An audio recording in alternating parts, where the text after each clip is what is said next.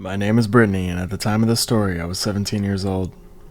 I was a little later than most of my friends on learning to drive, so it was around this age that I got my license and started driving.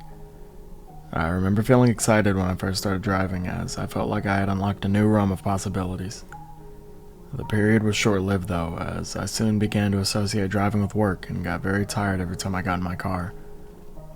I had a semi-long drive to and from work, as I worked at a gas station just outside of my town. This story took place during one of those long, late-night drives back home. I remember making my way down the long stretch of highway as I noticed a woman pulled over on the edge of the road.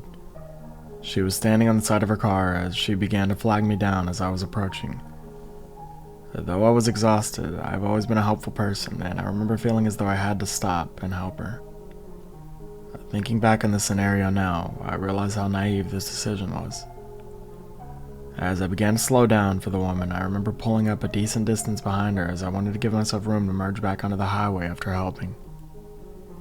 It was at this point that I got out of the car and began to make my way over to the woman. As I did this, I remember asking the woman what had happened just as I heard something.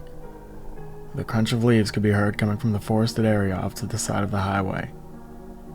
As soon as I realized this, I turned to look, and I froze with fear as I began to realize that I could make out the figure of a man just beyond the foliage.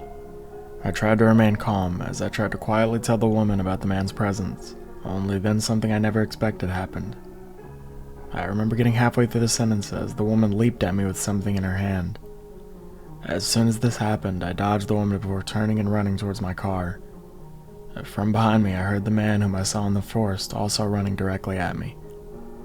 I made it into my car just in time to lock the doors, and I remember being terrified as I started the car and drove off, though not before the man would make it to my window and would beat on it, screaming words which I could not quite make out. I remember calling the cops as soon as I made it back onto the highway. I didn't want anyone else to fall for that trap. It makes me extremely sad to know that people like that make it nearly impossible to trust people who really do need help. I still have times today when I worry about what could have happened that night. I'm just glad I was able to make it to my car as fast as I did, as I don't think those people were just out to rob, considering the fact that the woman had a weapon and was willing to use it unprovoked. To preface this story, my work involves a lot of traveling. I generally will either stay in one area and commute every day to cities all around the state I'm in, or I will even completely relocate for work. Though I don't enjoy this as much as I may have enjoyed a stationary job, the pay is better, and because I'm young and without a family, I view this as the perfect time to do this. I remember this was one of the times where I was commuting around the state. It was very early, as in order to arrive at my destinations on time, I would generally have to leave for work at ridiculous times, like this particular day where I had left at 1 in the morning. I was extremely tired, and I had been driving for a few hours when this happened. I remember looking at the clock and seeing that it was 3 in the morning. I was deep in the middle of nowhere at this point on a seemingly endless stretch of highway.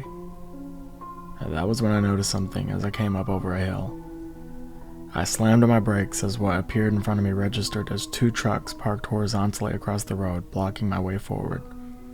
I remember the second that I stopped seeing a group of people, anywhere from 10 to 15 men, coming out of the cornfields on either side of the highway, as well as out from behind the trucks.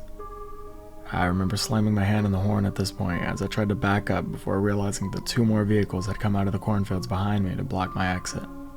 I remember freaking out at this point with no clue in mind as to what to do. I thought about slamming into the trucks in front of me, but there was no way that I would be able to push through. Then I was forced to act as one of the men threw something through my window, causing it to shatter. I remember jerking my steering wheel towards the right with no care in mind for whoever was in my way. The men in front of me, upon realizing that I wasn't stopping, began to dive out of the way as I drove directly into the cornfields and around the trucks before gassing it out of there. This was the only time I had ever been in a situation like this, and I remember feeling completely helpless at the time. Be careful when driving late at night, and if you ever find yourself in a situation like this, don't freeze up like I did, as had I waited even a couple seconds longer, I feel I may have not made it out. I'm telling you this story to warn you about the dangers of road rage. I'm a 19-year-old college student, and this story happened to me a couple weeks ago as I was heading up to campus from home as the semester was soon commencing.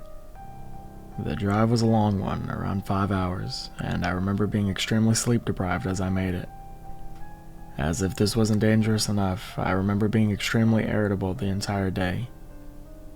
As a result, there were more than a few instances where I would slam on my horn and cuss out other drivers for mishaps, which were probably in all likelihood my own fault.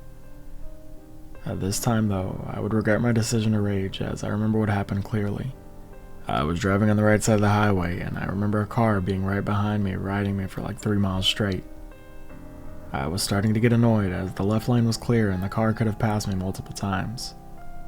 Because of this, I began to slow down. I didn't brake check as I valued my own safety, but I remember slowing down to an extremely slow speed to force the car to pass me so that I could flip him off as he did. And just as I thought it would, the car jerked to the side and began to pass me.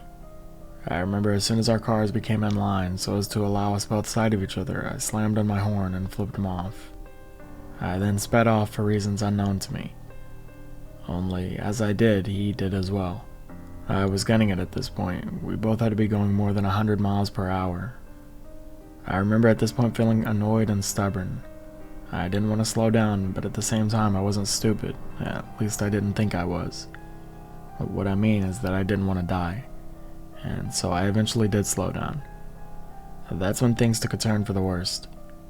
I remember as I began to slow down, he did as well, and after a minute we were lined up again, and he motioned for me to roll my window down. At this point, I was hoping that I could simply apologize and get this over with, as I honestly was done with the entire situation. Only as soon as I rolled the window down, the man in the other car lifted something from his lap, and I heard the sound of a gunshot. I swerved off the road, not thinking, and slammed front first into a ditch. After this point, most of my memory is hazy. I remember hearing the car driving off and calling 911, but after that, I just remember the night spent at the hospital monitoring the damages that had been done to myself. It turned out that the bullet had thankfully missed me and hit my back passenger window after going directly through my headrest. The man was caught and, from what I know, is now in prison, as he was wanted for a plethora of other crimes. In the end, aside from a few minor injuries, I was fine as I had a safe car and I thankfully wasn't going that fast at the time of the crash. The takeaway, though, is this. Please be safe when you're on the road and avoid falling victim to road rage. It's not worth risking your life, as you never know what type of person you're dealing with. I am extremely lucky to be here today, as I made a myriad of bad decisions which all could have easily led to my untimely ending.